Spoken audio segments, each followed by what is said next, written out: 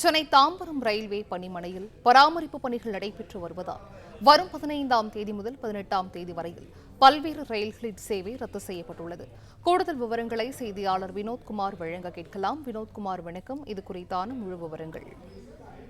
Tambaram railway பணிமனையானது தொடர்ந்து மேம்படுத்தப்பட்டு தொடர் பராமரிப்பு காரணமாக கடந்த 15 தினங்களுக்காக இந்த பணிகள் மேற்கொள்ளப்பட்டு வருகிறது. இந்த நிலையில் அவ்வப்போது சென்னை கடற்கரையிலிருந்து தாம்பரம் நோக்கி செல்லக்கூடிய மின்சார ரயில் சேவையானது அவ்வப்போது ரத்து செய்யப்பட்டு தொடர் அந்த பராமரிப்பு மற்றும் மேம்படுத்தும் பணியானது நடைபெறுவதன் காரணமாகவே இந்த ரத்து காரணங்கள் செய்யப்பட்டிருக்கிறது. இந்த நிலையில் வருகின்ற 15ஆம் தேதி முதல் 18ஆம் தேதி முற்பகல் வரை மின்சார ரயில் மற்றும் நெடுந்தூர ரயில் என்று சொல்லக்கூடிய மின்சார ரயில் சேவைகள் முழுவதுமாக ரத்து செய்யப்படுவதாக சென்னை கோட்ட ரயில்வே நிர்வாகம் அறிவிப்பு ஒன்றை வெளியிட்டிருக்கக்கூடிய நிலையில் இன்னும் சிறிது காலங்களில், அதாவது நாட்களில், அந்த தாம்பரம் ரயில்வே பணிமனையானது மேம்படுத்தப்பட்டு விரைவில் அது நடைமுறைக்கு வர உள்ள காரணங்களால் விரிவான பணியானது தொடர்ந்து நடத்தப்பட்டு வருகிறது.